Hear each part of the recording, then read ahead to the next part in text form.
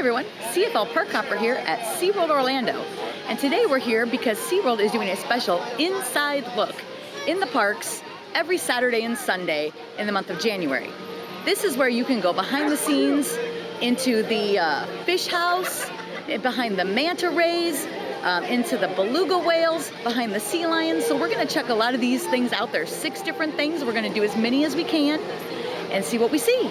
All right, it should be a great day and really interesting. Here we go. Okay, so I wanted to inform you, to find this stuff, they give you a regular park map. The park map, the regular one, does not have the locations. However, if I flip it over, it's gonna come right by here in a second. On the back, you see this where it says behind the scenes areas? These are the things we're looking for. It gives us the times. These are simply walk-through times. It's open throughout this time, and you're not in there the entire time. You just walk through. But then you go and get a special map, which I'll show you, is this inside look map. And this will give you the actual locations on the map. Let me open it up. Okay, so can you see this map is bigger with numbers on it, and each of these numbers is a place on here, okay? They also have special visitors here for each weekend, and so Guy Harvey is here the first weekend, Chris Fisher the second, and Jack Hanna the third. So depending on when you're here, you could also meet these guys, and they're gonna be giving special talks throughout the day. They also do behind the scenes tours more up close, and right now they're doing an offer where you can get a buy one, get one free tour, and they're also 20% off at the rescue store. So if you're interested in really getting up close and personal with the animals, these are additional tours that you can buy. So let's head on in and check out some of the great stuff here at SeaWorld. Check this out. They also have big flags out with the number on it so you can see what you're looking for. We're trying to find the fish house. That is number 1. And so I saw the little stingray on the map and knew that that would be by the Stingray Lagoon over here. But that's really nice that they have that out as well.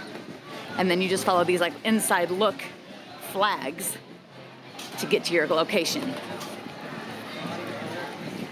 And here's a big number 1 sign coming up, and it says the fish house on it. So it looks like maybe this is the line to head inside. Okay, so I just got some different information. I just got up to the fish house right at 10, and they already are full with the group they're gonna have. And it goes from 10 to 11. It's a whole hour in there. The next one's gonna be at 12:30. So I'm gonna get here, I'm gonna get back to this location at 12 to make sure that I get a spot, because I think this one sounds really interesting. I don't know if they're all gonna be a whole hour, or because the lady in the front told me they're kind of walk through. So we're gonna have to just walk around and see. So I'm gonna head to another one right now, like the Manta Aquarium, because we're close to that, and see if I get the same information or if it's walkthrough. Okay, so I'm heading into the Manta Aquarium. Wanted to mention, they also at the bottom of this map have where you can collect stamps as you come in. So they just stamped me with the seahorse for the Manta one. And if you collect 4, you get a pin, a collector's pin, this little dolphin pin at the end of the day. So pretty cool. So we're heading into the Manta Aquarium. This is under the Manta roller coaster. Pretty neat. We're gonna be going inside this building, which is where the aquarium is housed. If you've ever gone on the Manta, you pass the aquarium in the queue. And if you don't want to ride the roller coaster, they do have an aquarium entrance so that you can view the aquarium. But we're going behind the scenes of the aquarium, so it's pretty neat.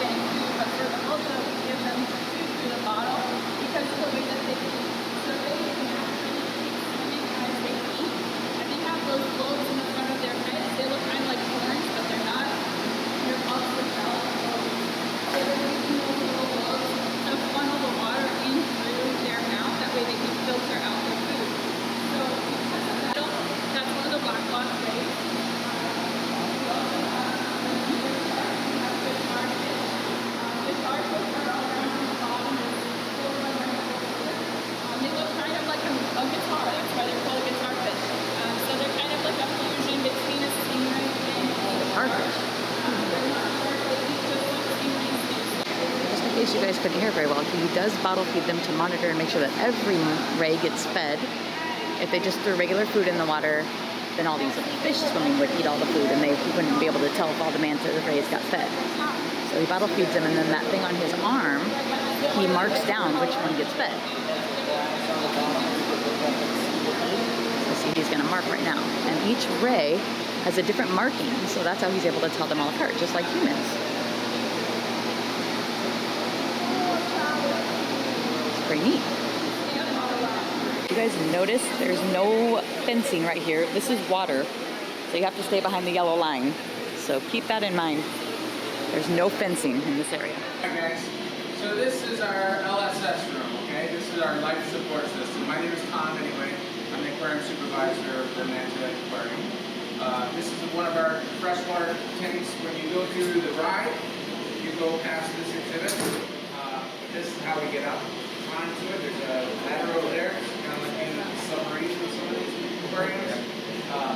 When we get up there, we can feed the rays, we can get in, do aquarium maintenance, all that stuff. I'm going to take you guys through this area here. Just please don't lean on anything, or this tour is going to be a lot longer and wetter than you want it to be. But come on through here. Girls, stay with mommy, daddy.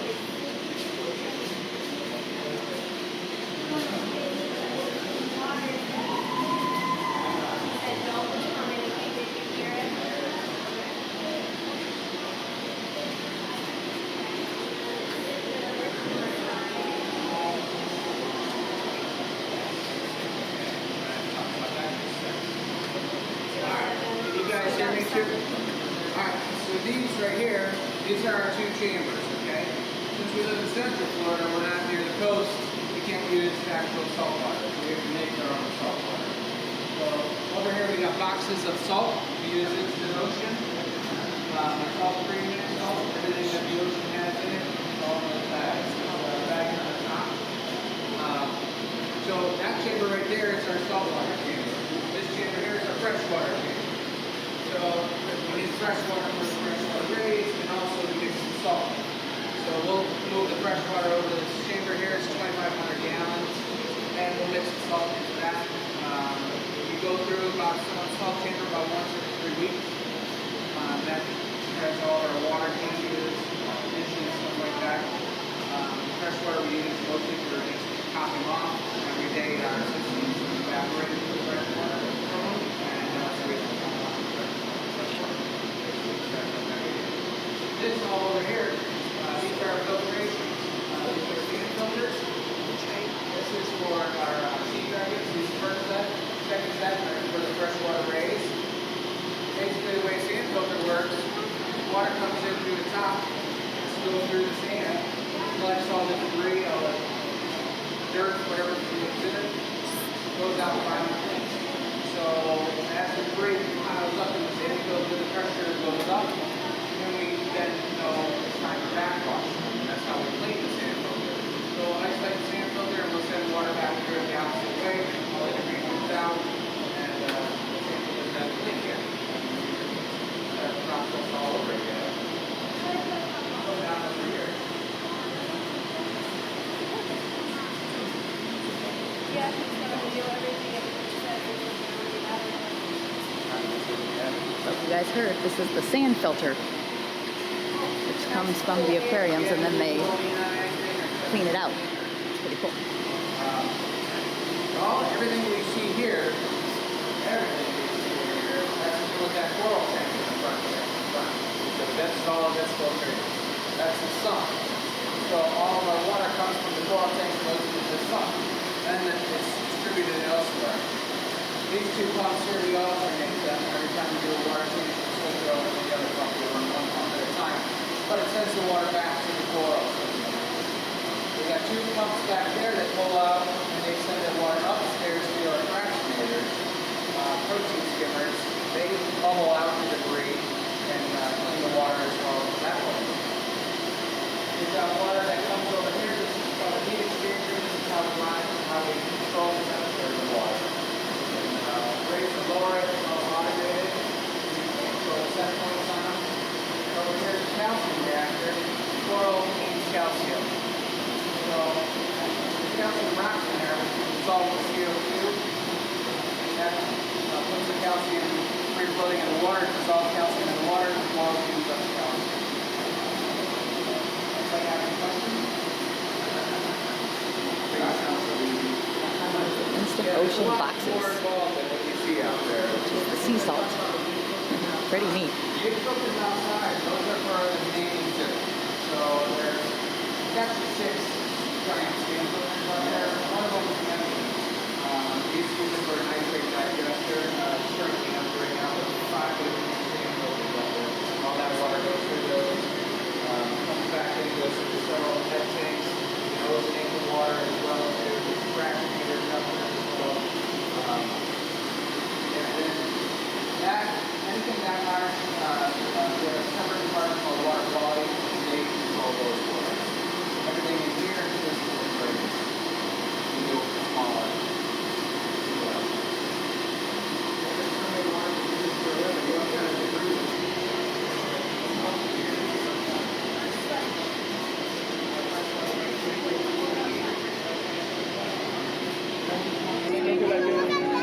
Well, I hope you guys enjoyed that. That was super neat.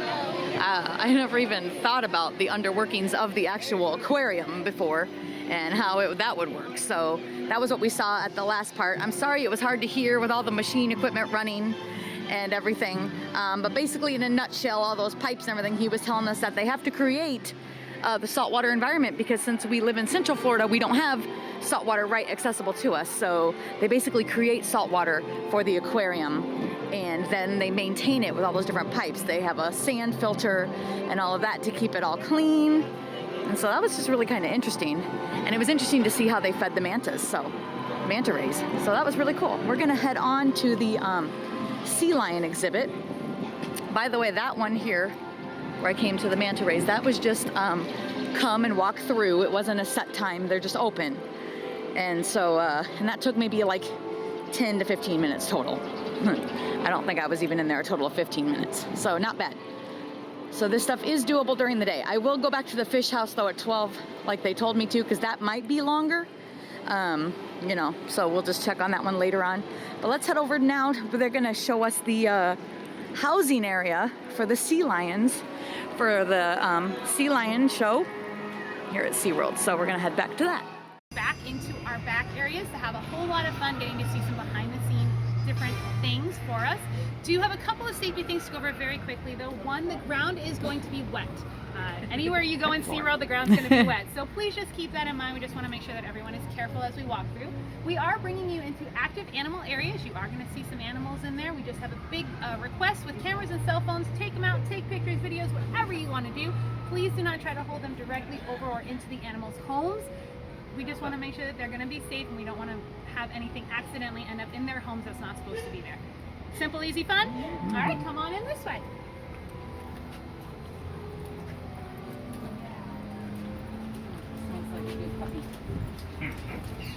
Exactly. It does. Exactly. It sounds like a new puppy. All right. So we're just going to hang out over on this side for just a moment. Welcome. So we are really lucky in this particular area. We actually kind of have 2 different areas that we work in, and we also have 4 different types of animals that we work with.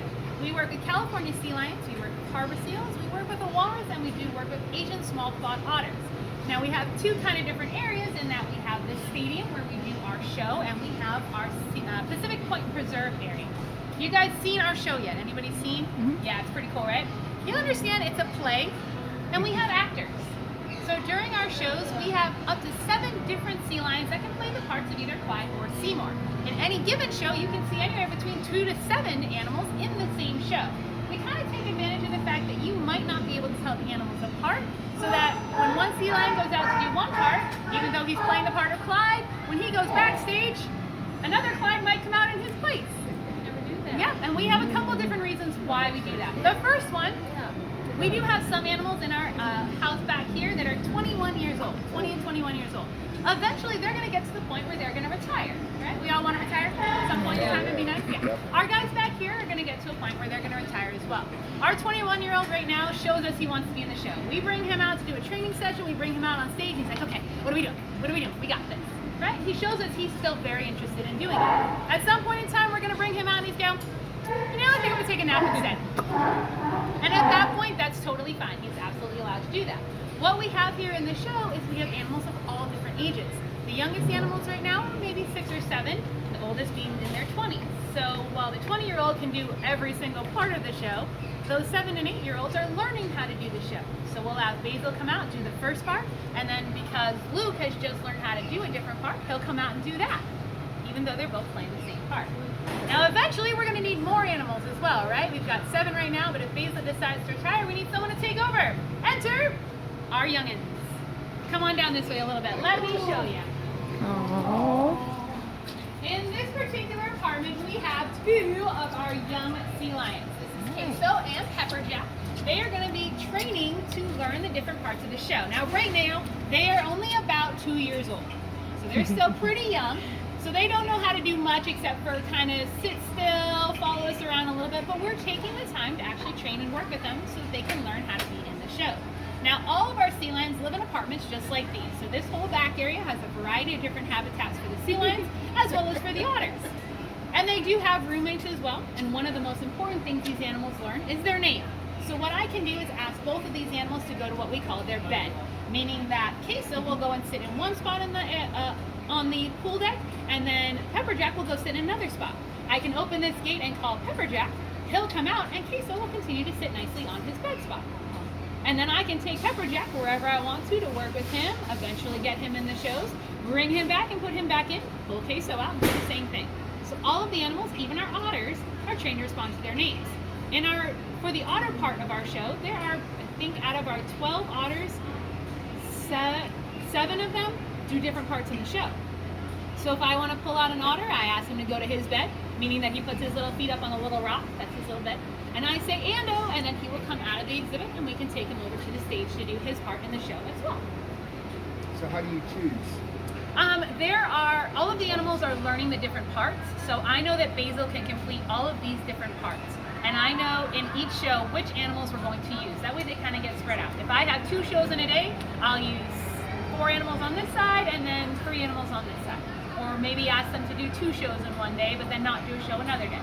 But, well, I mean, how did these 2 get chosen? Of all of our sea lions from last year, we had quite a few of them.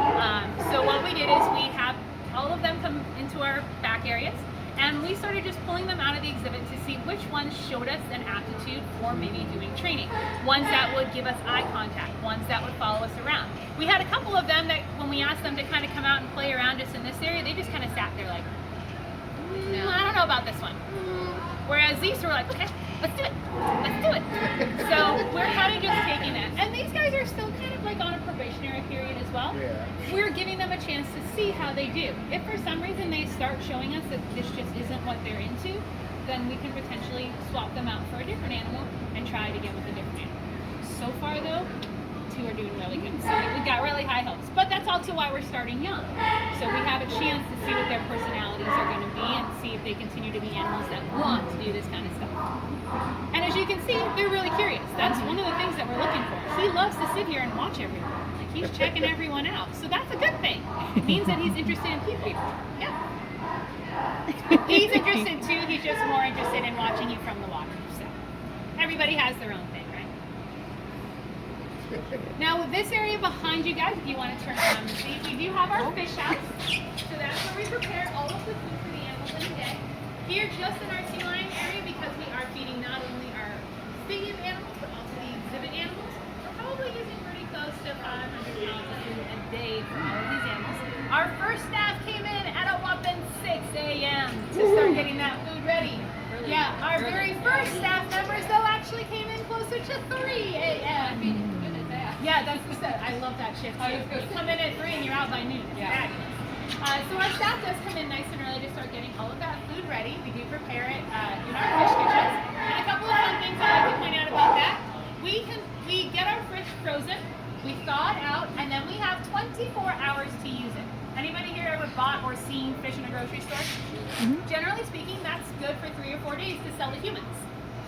We have 24 hours to feed it to our sea lions before we have to get rid of it. Basically, they get to eat better than you do. What it boils down to. Now, we are very careful about not wasting fish, so we have enough for what we need to make sure that our animals have a nice, healthy, balanced diet.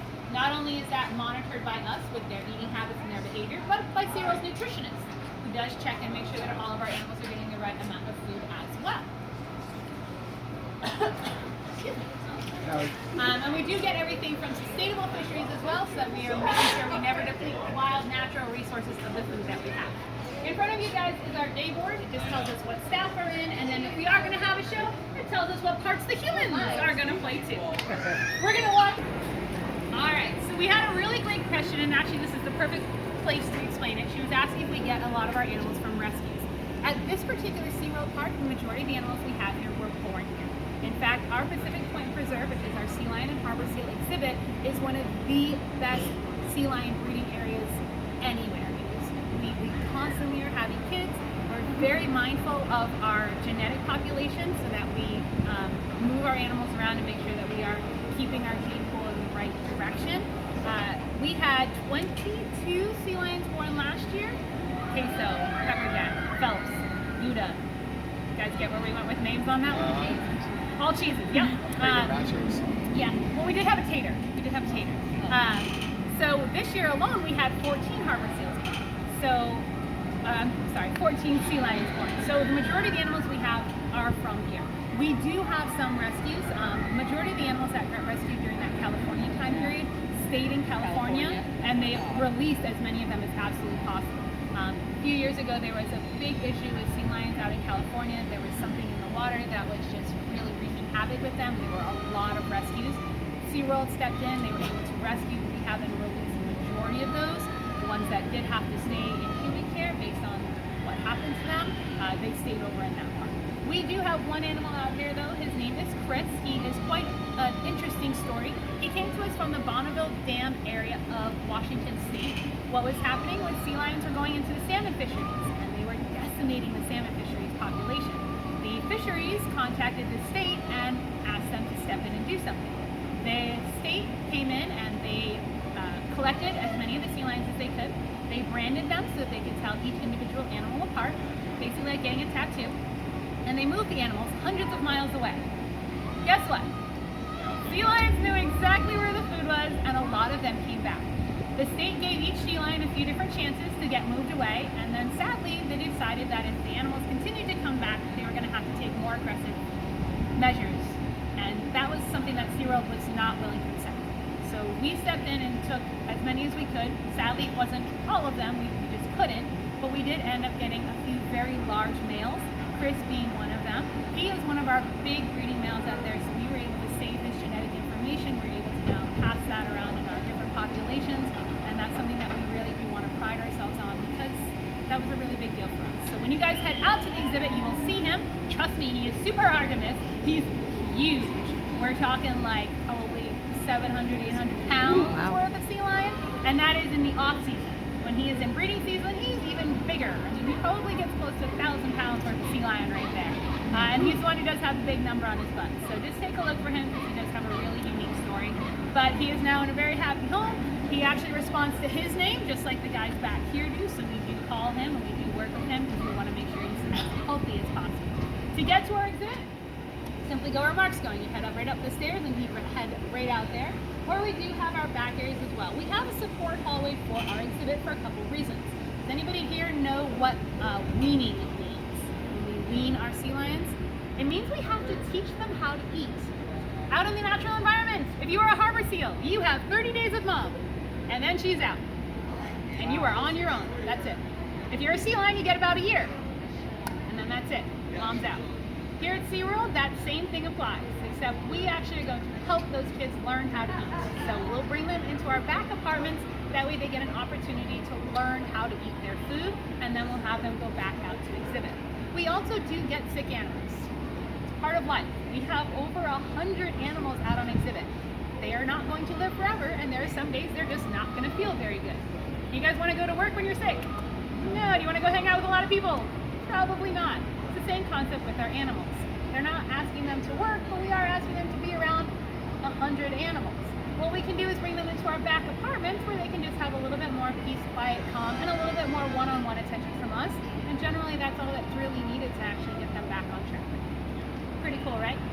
Now behind you guys, there are also these big metal doors that does house the food for today. So one of those coolers is our thaw cooler. It's going to be holding the food that we will use tomorrow. The other cooler will be holding the food that we will use today. One of the reasons I like to bring those up is we do monitor those. They are recorded for their temperatures both in the morning and at night, and they are checked on by government agencies like USDA and Florida Fish and Wildlife. They make sure that Seaworld adheres to all of the safety and regulatory standards to make sure we are doing the best that we can to take care of our animals. That being said, refrigerators break, right? The cool thing about Seaworld, we have everything we need to take care of our animals. That means we have our own HVAC department. We have our own freezer people that will come and take care of it. We actually have our own carpenters. We have our own automotive people. We have everything we need, painters, anything we need to take care of our animals and make sure that they are absolutely set. But it's not just about being physically fit, right? You gotta be mentally fit. You gotta have a little fun in your life, right? Yeah? That's why we have this. This is our bubble cart. This is one of the carts that the sea lions can travel around on. We can ask them to pop up on the back of that just like we do for the show, but we can bring them other areas. We can bring them to special events. We can bring them downstairs to dolphin underwater viewing so the dolphins and sea lions can have a little fun time interacting together. We're not just responsible for the well-being of our animals physically, we're responsible for their well-being mentally. That's why we give them toys, that's why we play and do interactive sessions with them, that's why we take them out on fun cart rides. In fact, as we head back out that way, I'm going to point out a few more of the toys like you guys saw in with little queso and peppercorn. Come on out this way. Barrels, Toys right here. plastic, different things that we've actually had made. This is one of my favorites. This is what we call the otter apartment. So we put this in, or the otter penthouse. Put this in with the otters. They can go ahead and climb up the sides. They'll sit up on top of here and check out what's going on everywhere. Penthouse view of the world. So we do have a lot of different things that we can use for our animals to make sure that they are both physically and mentally stimulated throughout the day. This here is that fish house again, so you can just kind of take a look in there, see where we get all that food ready. We do have a certain amount of food that each animal gets, and we make sure that they get it throughout the day. So they're going to be in the show later. Part of their food will be used for that, but another part of their food will be used for us to be able to do training sessions with them. We train them on all sorts of different behaviors, not just shows, but also for what we call husbandry. Very fancy word for making sure that the animals will let us take care of them for medical reasons. Open their mouth, like you do at the dentist, right? Give blood samples. They will lay still and let our vets get a blood sample from them, just like you do at the doctor's office. All things that help us to make sure that they have the best life possible. Pretty cool? Kind of fun? The walrus. Okay, so the sea lion and otter hut, that was really cool. Yeah, that's there. So we're going to do 2 more today. We're going to make sure we see that fish house because I think that sounds interesting. And we're also going to do the beluga whale behind the scenes. Those are the 2 more that I want to get done. But let's come over here really quick and see if we can find Chris. Remember she was talking about the big sea lion called Chris? I'm going to see if we can see him if he's out here on exhibit, just out of curiosity.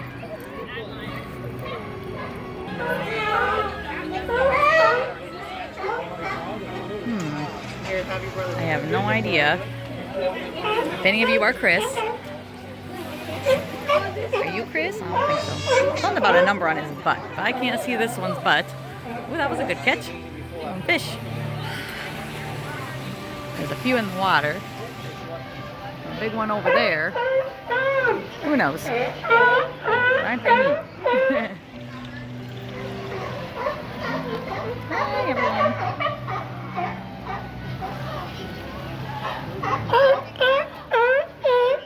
It's pretty cool. You can buy food, feed the seals and sea lions here on exhibit as well.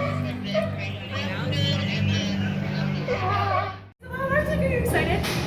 It's really cool. All right, so while we are back here, my name is Katie, and I'm with our education team. This is not about me. This is about where we are standing. So this is our holding area for the beluga whales and harbor seals that live here at Seaworld. I do just want to mention, whether this is your first time at Seaworld or you're a long-time past member, the places that you all are able to go on these event weekends are so special. I've been here over 5 years. There are some places that I have never been to. So this is an amazing event. I don't know of any other theme park or zoo that has ever done this before. So this is really amazing that you guys have the opportunity to do it. With that being said, if you are coming back into the park at any time, again, whether you're a past member or coming back to Seaworld, just because you went through the door once, please don't go through it again. These are working areas, so I just want to make sure that the animals and the keepers back here stay safe at all times.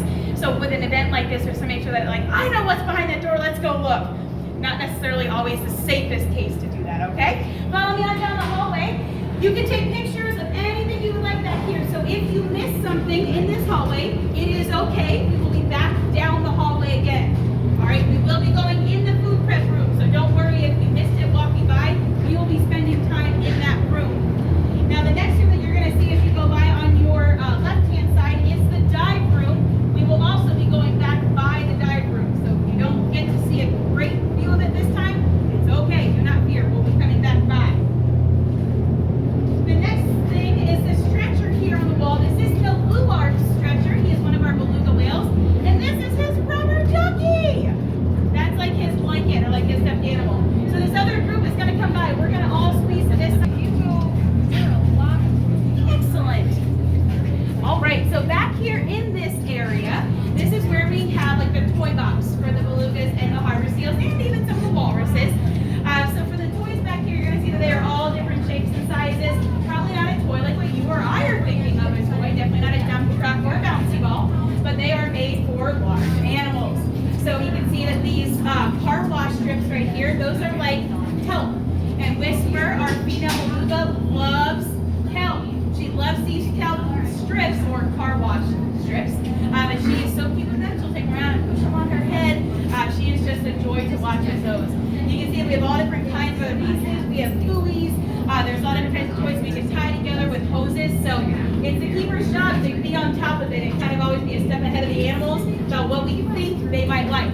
Do you think sometimes they say, I don't like that? Do you think they say that sometimes? Absolutely. That kid on Christmas, like, thanks. You know what I'm talking about? Like, great, Grandma, thanks. And they don't touch it again. I think that's like heartbreaking to the keepers. So they're like, we spent so much time on that for you. So without further ado, we have Melissa, one of our keepers.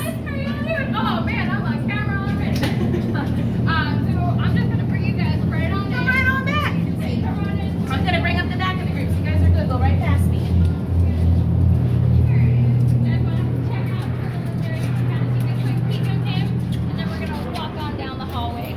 Or you guys can look out there. We're doing. Yeah. Oh yeah, absolutely. Sorry. So that's a harbor seal right there. All right, guys, you can come on down and keep following me. Gonna do a training session. So this is our beluga holding area. We currently have 2 beluga whales, 2 harbor seals, and a harp seal named Wiley. Guys, if you could come out and follow down the rest of the group. Awesome. Guys, if you could come on down and join the rest of the group, we'll be passed by it then. Passed by there again. Awesome. Thank you guys. So this is our beluga holding area. Yeah. Yeah.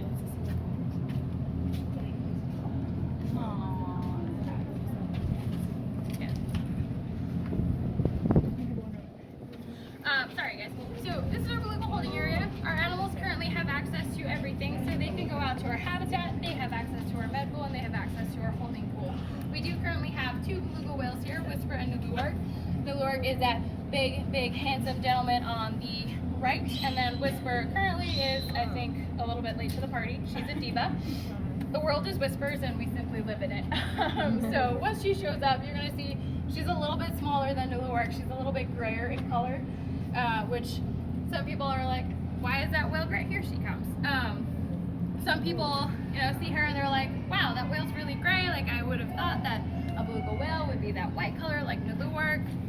Some whales have that white colored skin. Some whales have gray skin. Some whales almost have a yellowish coloration. It's kind of like people. We all have different skin color, different hair color. Whales have different characteristics as well.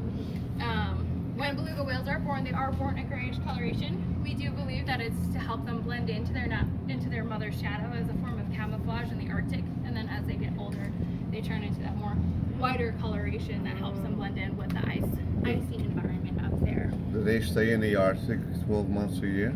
So they are migratory animals. They will travel down a little bit. They're typically always going to be found around the Arctic Circle. They can travel a little bit further south, but they are typically going to be found in colder waters. This water here is 52 degrees. It's basically like a spring day for them. But it can get colder throughout the year if temperatures do drop, but it's always going to be at the highest 52 degrees, which I can tell you is chilly enough because we dive all of our own pools here at the Wild Arctic. We have really intense filtration systems, but they can't always do all of the work. We have to help them out, so we vacuum these scuba diver pools, we vacuum them. We'll get in this pool and we'll actually hull scrub it. You guys know like the floor buffers that janitors have? So we have something similar to that. It's kind of like a big round brush attached to a handheld cage-based, like handheld motor, and it's powered by a pressure washer. First time you do it, it definitely took me for a ride. It's a little hard to get used to because you're underwater trying to maneuver this really powerful machine and it's maneuvering you. But we use those to scrub our floors here at Seaworld, and sometimes we will hand scrub our exhibits. So a lot of people think that our job is all, playing with animals, just hanging out with animals all day long, loving on them, kissing on them. I wish that was the case. I would love to spend all day just playing with our animals, but I would say about 75% of our day is spent cleaning and doing maintenance, which I love. I'm more than happy to do it because that means that these animals have a good, clean environment to be a part of, and they have good, clean buckets to eat out of. But if people are interested in going into this field, you have to understand there's a lot more that goes into it than just playing with these guys. So like I said, about 75% cleaning, about 15 to 20% of our time is actually spent with the animals. The other time, we're taking records. We're responsible for almost 30 animals up here at Wild Arctic, and we need to know every single one of those animals' personality. We need to know their behavior. We need to know their appetite. So we keep records of their day saying, hey, Whisper looks super hungry today. We're gonna give her a little, maybe keep an eye on it. Maybe we need to give her a little bit more food.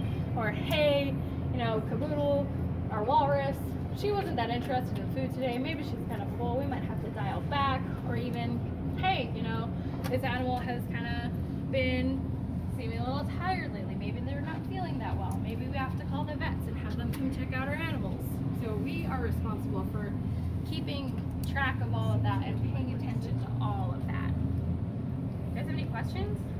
Are they endangered? Beluga whales, certain populations are endangered as of the moment, I believe. Are they threatened as a whole, or are they stable? I think right now they're stable. Okay. I mean, it won't change, but I think right now So they're stable. as of the moment, they are stable. There are certain subpopulations that are endangered. I believe the Cook Inlet population is endangered. I think there's another one that's endangered, but overall, as of the moment, their populations are stable. Are the indigenous people still hunting them? I believe so, yes. But they definitely, what they're permitted to do is not going. There you go. Okay, so welcome to our fish house. This is our main food prep area for Wild Arctic. So we do all of our food prep for the day for all the animals on here, right here. So our day starts with, we have one person that comes in at 5 in the morning. So they're going to be starting the prep for that. So we have a little freezer here and our cooler here. So that's going to have our fish in there. And I'll open the cooler so you can kind of see what that looks like.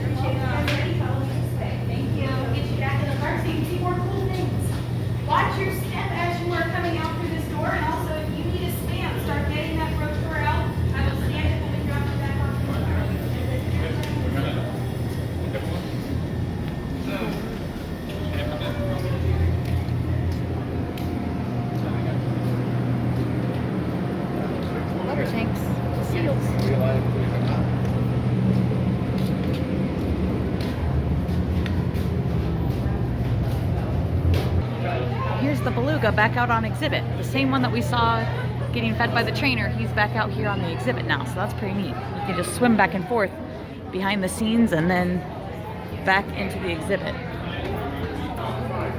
Just one more comment about the line. It looks a lot better than when I got here. I had to wait in this line about 30 minutes. This whole area all the way over to this fence was full when I got here at 1 o'clock. And they're only taking 12 people per group. So it's a very small number backstage. So I waited 30 minutes in the line before I got to go backstage, and then it's 20 minutes backstage. So you might want to keep that in mind. They were telling people, you know, if you want to wait till the end of the day. But this was my last tour of the day, so I wanted to get it finished. I'm gonna check out and see if we see any animals in here.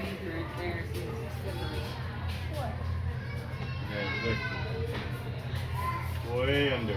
Let's see if I can try these. Let's keep going.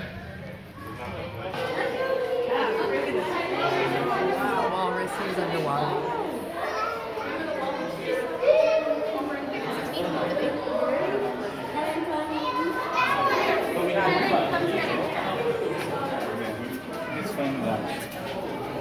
Way down there.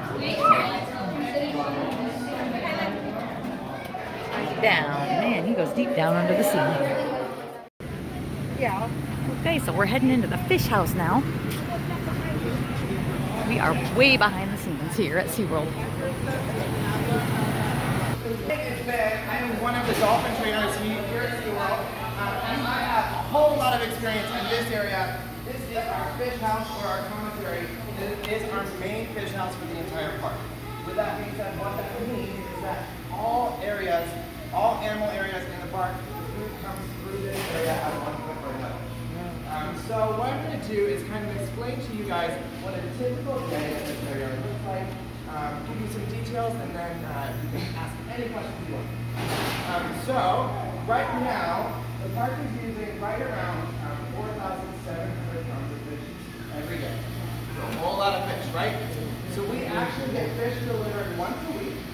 And we have a very large freezer that we're going to take a look at. It can hold up to 40,000 pounds of fish.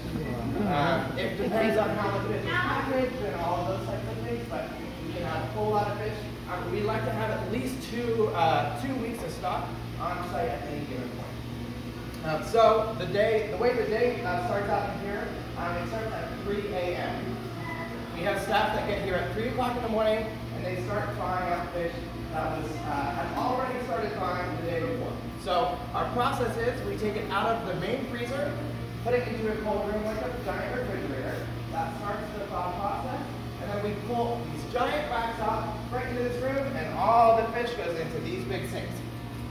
Now, it doesn't look like a lot, but I guarantee you it is a whole lot of fish. So what we do is we do a light water thaw just to make sure that it's not basically completely frozen right, just enough to make sure it's good to go, and we drain it. So it's never sitting in water, it's always constantly flowing, and so it's good to go. Then that fish gets put into buckets. Now, if it's piglet, which is a small fish, kind of like a light vegetable, if you will, a lot of our animals get that.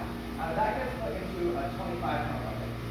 Now, if it's herring, which is a larger, fattier fish, that's around a 22-pound bucket, depending on who's using it. Now, from there, what we do is we ice each single bucket. It sounds pretty easy, it is, but we also keep track of which area is getting what food. So, how many buckets are going to each area. If you peek out that window right there, there's a big flatbed truck. What we do is we go ahead and organize those buckets on the back of those truck, that truck, and we deliver it to every area of the park. So we deliver that over to Shampoo, we deliver it to Villanova Peter, to Key West, Sea Lion, everywhere we can. Now, a lot of people wonder, do we only deal with the mammal diets? We actually don't. Every single animal area in this park comes in here at one point. So our aquariums, our sharks, all that. Even our agriculture, our birds, some of our birds eat fish, and that kind of stuff, diets are prepared right here. Our rescue team also makes a lot of the managed diets right here in this room as well. So pretty cool. Let's see, what else? Now, so after everything is delivered, what we're going to do is go ahead and start cleaning. between an hour to an hour and a half. But it depends who's working, how fast you want to go. It's pretty early in the morning, so sometimes it's a little bit of a struggle, but we have a good time doing it. But as soon as we get back, we're going to deplete this entire area. Now, when I say entire area, I mean the entire. So every surface of this kitchen is designed to be rinsed, scrubbed, bleached, any appropriate cleaning device that we've chosen, and then we go ahead, rinse all that down. But then we do a second check, because fish have scales, which hold bacteria. So our second round is we go back and we make sure that there are no scales sitting on any surface. Pretty cool, right? All right, do you guys have any questions? Anyone wants to know? A lot of people ask us that, right? Because that could potentially influence our trucks not being able to come in to deliver our fish and things like that. So what we will actually do is we will fill our freezer as high as we possibly can, right? But we actually will go ahead and rent out some refrigerated trucks, some frozen trucks. We will have generators hooked up to them and they are lined up right outside right there so that we know for sure we have at least the very, very minimum that we need to have to get us through that storm. Cool. That's what they do if there's a hurricane, in case you missed the beginning. Why deliver fish? Well, that's a great one. We are now going to go inside the freezer where this 40,000 pounds of fish is brought every day, where it's stored.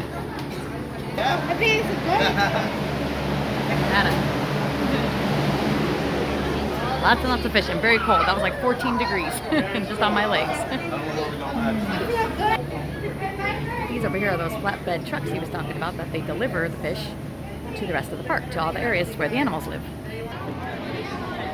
Okay, so that was the inside of the fish house. Very interesting information in that. So we're gonna head to our last location for the day. Again, there are 6 locations, but I'm only gonna make it to 4 today. So the last one we're gonna do today is the beluga whales. So we're gonna head over to the wild Arctic area of the park. Okay, so we got all 4 of our stamps on the map, and now we're gonna come right in here at the Seaworld Rescue Store, right at the front of the park, basically. And we're gonna turn this in to get our pin. So here's my pin. It's got dolphins on it, I think. And it says 2019 Expert Explorer. So very cool. Well, everyone, that was an amazing day here at Seaworld. You got to see so many cool behind the scenes things. The fish house, the seals, the beluga whales, the sea lions, and the otter hut, and we also got to see the manta rays. That was really cool. They're going to do this all throughout the month of January on Saturdays and Sundays. It is definitely doable to do this and see the rest of the park. These are just quick little in and out. They take 10 to 15 minutes depending. If you see a line, go and come back to it at another time. Like I was telling you about the beluga whale exhibit. That was going to be open until 4:30. So, you know, you could have left, gone and done something else, and then come back later. So check it out. They're also going to do this again in May. So if you're going to be coming in May and you're not going to be here in January, the ones in May are going to be completely different. They're going to do penguins, they're going to do the walrus, and some other great things that they did not do this time around. So check it out. If you're here anytime on vacation throughout the year of 2019, SeaWorld is going to have different great events going on throughout the year. So you can check out their website, SeaWorldOrlando.com, and see what's going to be going on when you come to town. And I guarantee we'll be showing you all of the great stuff as well here on this channel, CFL Park Hopper. If you liked the video, hit like and subscribe down below to see more. Thanks for watching.